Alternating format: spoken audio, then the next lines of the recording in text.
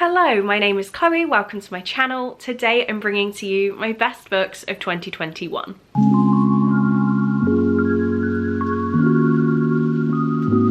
So I have two apologies to make at the start of this video. One, I apologise that I sound like I'm underwater. I am recovering or still have COVID-19, so that's what's going on here.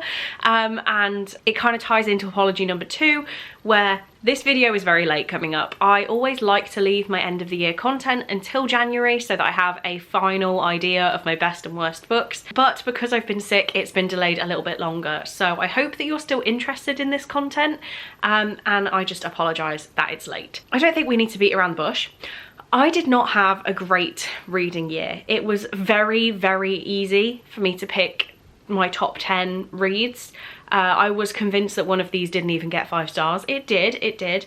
But I had a very, very small number of 5 stars. I can't bring you exact statistics of how many 5 stars I had throughout the year, but I am recording my reading differently this year, so hopefully that's a video I can bring you to summarise 2022, but I just did not have many. Just believe me, I didn't have many. So it's not even a situation where I have honourable mentions. I have my top 10 favourites. They are in order from my 10th favourite to my number 1 favourite. Drop me a comment below with your guesses. If there's any books that you know are on this list, drop them down below. I would love to see if you get them right. And yeah, let's just get kick-started with the list. I am also sweating. Can't film in a t-shirt in January. I'm in my own house, I can do what I want. Right, apologies if I'm making anyone cold by you watching a video of me in January in a t-shirt, but I am very warm.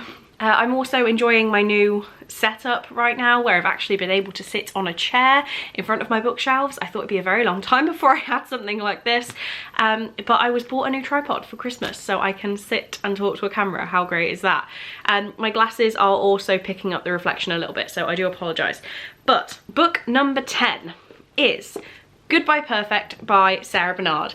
I was gifted this one by Laura, so thank you so much again, Laura, for helping me discover a new favourite book. Ooh, all the books are falling over on me.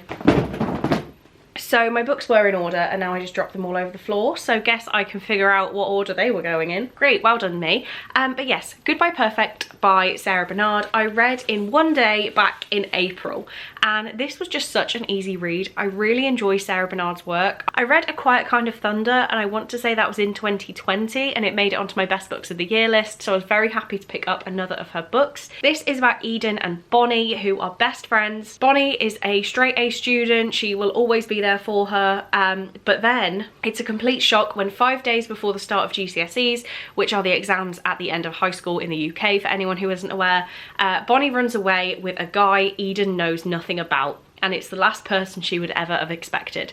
So I'm not going to tell you who it is, but I really did enjoy this book. I can't compare it to another book without giving away the twist of who it is she's ran away with. If that gives you any hints, then I'm sorry. But this one I just found so kind of relatable in a way, because I was that kid at high school who would do no wrong. I was the straight A student who people could just depend on me to always behave and, you know, do the right thing and get good grades. And yeah, it was just kind of nice to read a story about a girl in that situation who, there's more car headlights. Seriously, stop, turn them off, it's not even dark. Right, automatic car headlights are the bane of my life. Anyway, really, this is supposed to be a best books video and I'm ranting about the world, but I don't have much more to say on this one, just that it was, I could really relate with the main character and her best friend for being that group of straight A students who will never do anything wrong, and then one of them does something wrong and it's like the world has been turned upside down.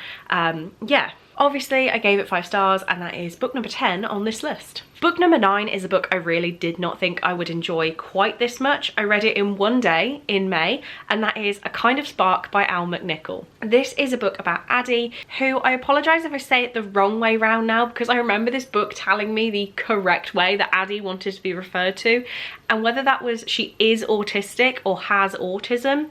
I want to say, I don't know which one was the correct one now. I read it back in May. Maybe I need to refresh myself and read this again. But it says Addie knows exactly who she is. Addie knows that sharks are more interesting than dolphins. She knows her favourite words in the thesaurus.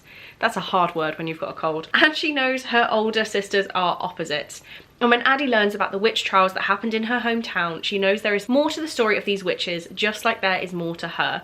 As Addie tries to get her small town to make a memorial for the witches, can she challenge the way they see her? And I really, really enjoyed this book.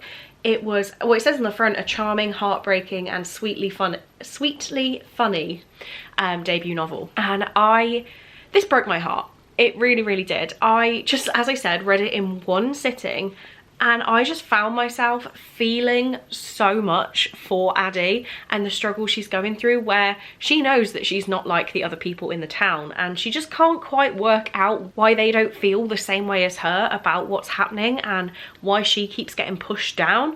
It was really, really gut-wrenching to want to support her, knowing she's not a real person.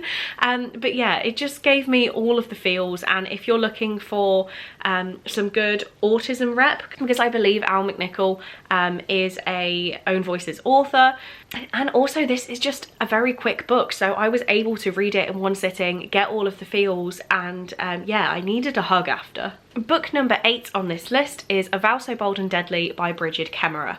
This is the third and final book in the Cursebreaker series that starts with A Curse So Dark and Lonely, and oh my god, this was the best summary to the series.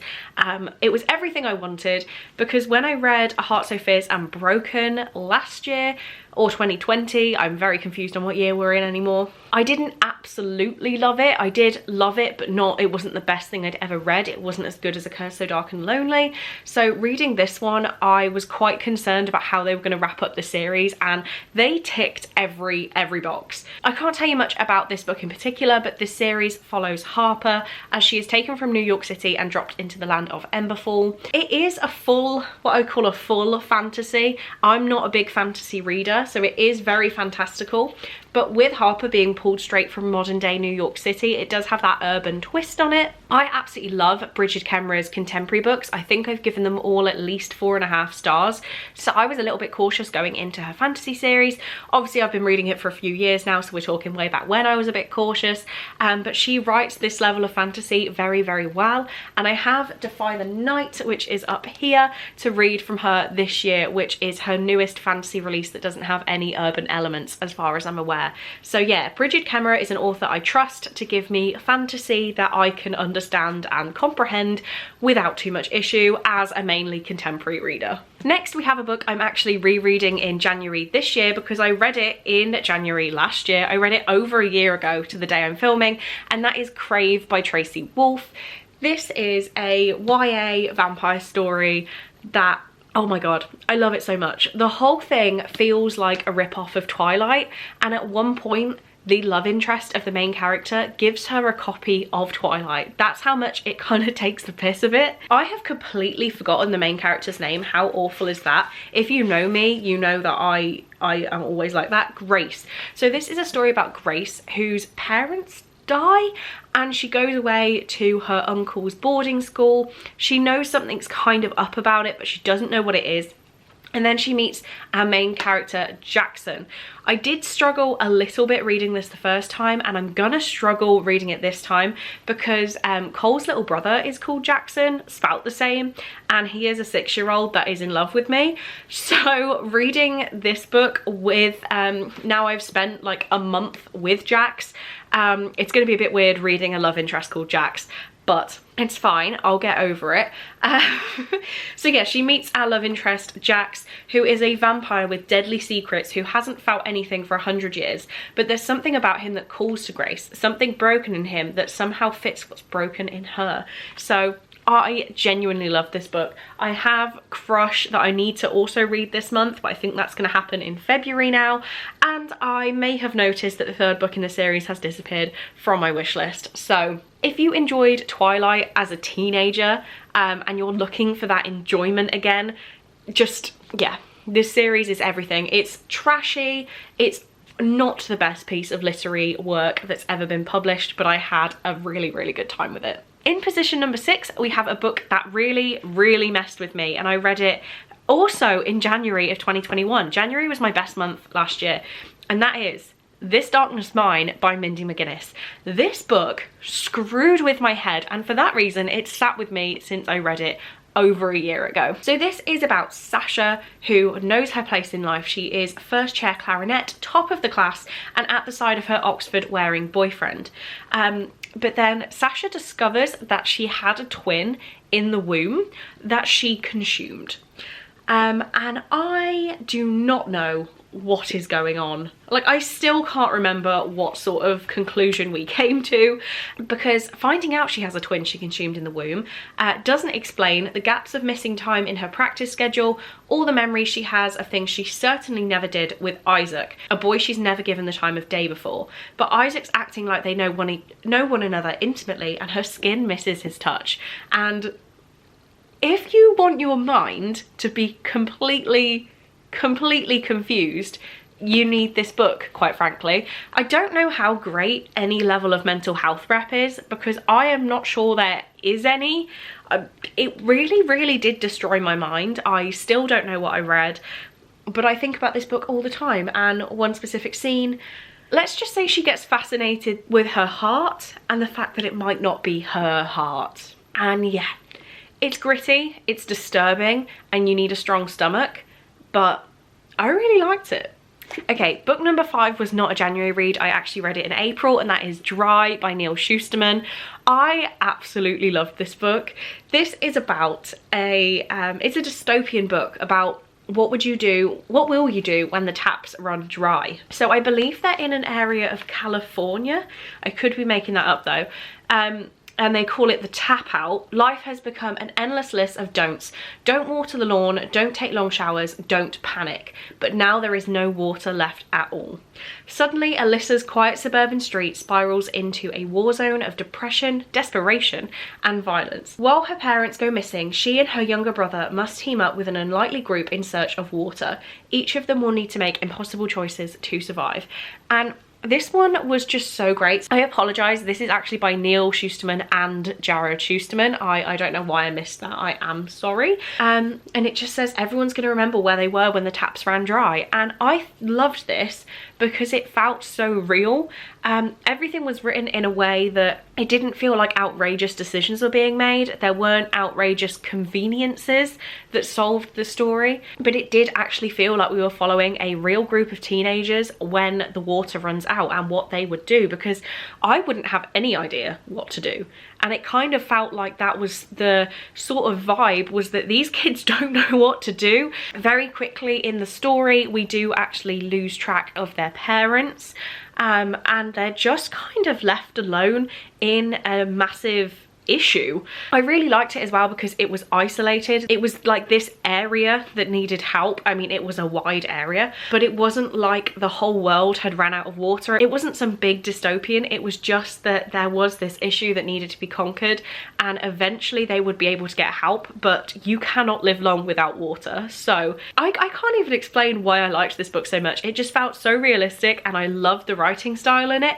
I don't know whether that's the combination of Neil and Jared, because I have read 2 books in the side series which I do really enjoy, but I did not love on the level of this book. So I want to say Jared's helped his dad out in this one, and yeah, really did enjoy it. So we're getting near the top of the list. Book number 4 was The One by John Mars. This book I still think about all the time. So this is a society where there's been a new development of a matching system, a quick DNA test that you can do to find your perfect match, like a romantic match based on your DNA. This matching system is a complete elective, but lots of people are choosing to do it to find out whether the partner they're with is their DNA match. And then we also encounter some issues where one person in the couple will want to do it, the other doesn't, and they find out they're not actually matched, and what are they supposed to do with their lives. In this book we follow 5 characters, so we have 5 points of view, and my favourite thing about this is one of the characters is actually a serial killer, and it shows us what the serial killer can do to manipulate the system for their own benefit, and I absolutely loved it. I'm pretty sure I read it in 2 days, and I mean it's a tiny mass market paperback, but it is 400 pages long, and it actually encouraged a lot of discussions. I remember talking to Cole and asking if he would find out if we were matched. He said yes. I said no, we're not having this discussion again. But yeah, it's kind of interesting because it's something that I can see happening, even though that's not a scientific, well, I assume that's not a scientific thing that can be done.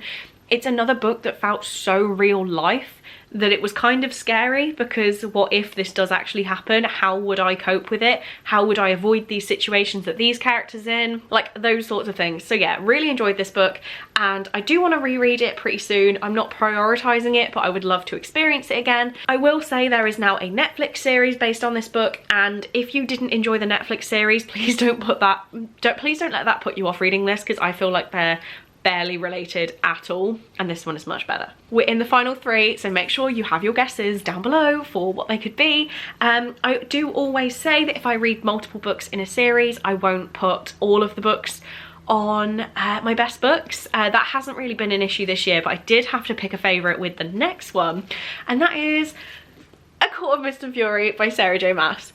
I feel like this has to be on at least 100 people's best books list every single year, but I only got to this book for the first time in, you guessed it, January of 2021. That was my best reading month ever. It was actually when I was in isolation because my parents and my sister had COVID and I didn't, and I couldn't go anywhere. So maybe that's why I read so much in January. I can't really talk about this book in detail with it being the second book in the series, but A Court of Thorns and Roses being the first book is a book that still gets picked up all the time by new readers. Feyre is taken into the fairy world and told that she has to atone for a death she has caused, and the first book is actually a Beauty and the Beast retelling.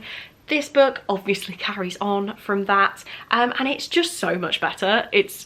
I think I could read A Court of Thorns and Roses and at least knock it down to a 4-star, because this one just throws it out of the park. The smut in this is also amazing. I don't think I've read better smut in a book that isn't just a romance book, because it's just so seamlessly woven in. And also it's another book where, as I said before, I'm not a big fantasy reader, but I do enjoy most of Sarah J Maas's books because I feel like everything is explained to you in quite a lot of detail. So being the Throne of Glass series as well, the only book I haven't liked so far, didn't really explain the fantasy elements in a way that I could understand them. This one, I was fully with it, and I actually annotated this book where I highlighted it. I had a certain colour for highlighting new creatures we'd come into contact with, so I could understand what was happening with them. Everyone talks about the smut in this book being what's best about it, and I won't lie, it really is. It's just, this book has a piece of my heart, and I'm so happy that I own it and can reread it at my leisure. Okay, book number 2. I'm so excited to talk about this book again. I actually only read it in November, and it was such a welcome surprise onto my best books list that I cannot wait to talk about it yet again, because I haven't shut up about it, and that is It Ends With Us by Colleen Hoover. This follows the love story of Lily and Ryle. Ryle being a bit of an arrogant neurosurgeon who's not looking for a relationship, and Lily, who is actually a florist, because of course she is. And it also brings in Lily's past experiences with Atlas, who was a young boy who was squatting in the abandoned house next to her family home when she was a teenager.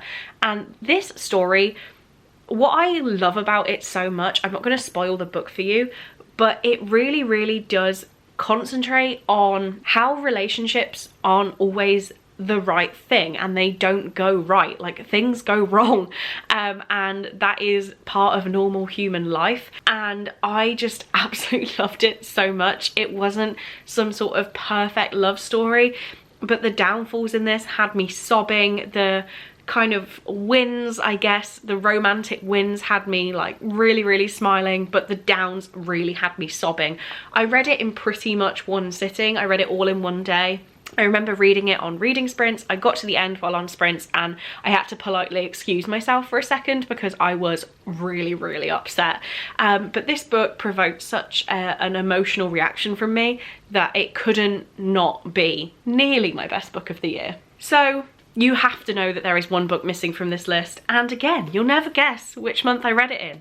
It was January of 2021, and that is Verity by Colleen Hoover. So I have now realised Colleen Hoover is one of my favourite authors, and I have also read All Your Perfects, which I read in 2020, I believe, and I only gave that one 3.5 stars, but these two books combined being 5 stars, they blew me away. They absolutely blew me away.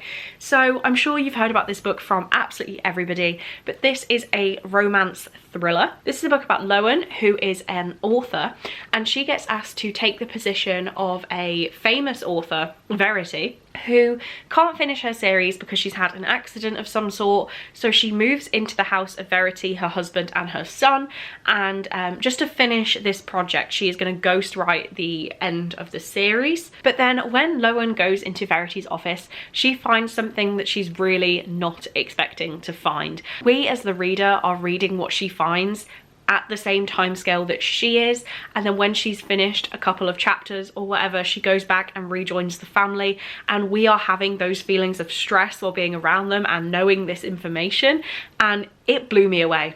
This book completely blew me away. I think about it all the time, and I really want to reread it because I don't know how I'm going to feel about the twists and turns knowing the outcome, but I think about, as I said, I think about this book all the time, and it couldn't not be my favourite book of the year. So there we have it. Those are my top 10 books of 2021. I did not have the best reading year. I had barely any 5 stars, and I really hope to turn that around in 2022 and start reading things that I want to read rather than what I feel like I have to read. I know booktubers say that all the time, but trust me, there is a stress to read books that you're not as interested in. So I did take the initiative, after suggestion from Victoria, to read books that other people think I will give 5 stars in January of 2022.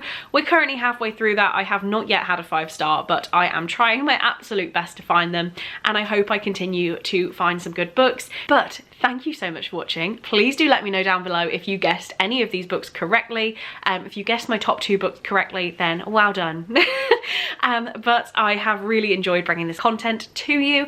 I apologise for the sickness and things, but yeah, I'm sorry it couldn't be helped this time. I will try and bring 2022's list to you a bit earlier on in 2023. That is horrifying to say. But on that note, thank you very, very much for watching this video. I really do hope you enjoyed, and I will see you in my next one. Bye!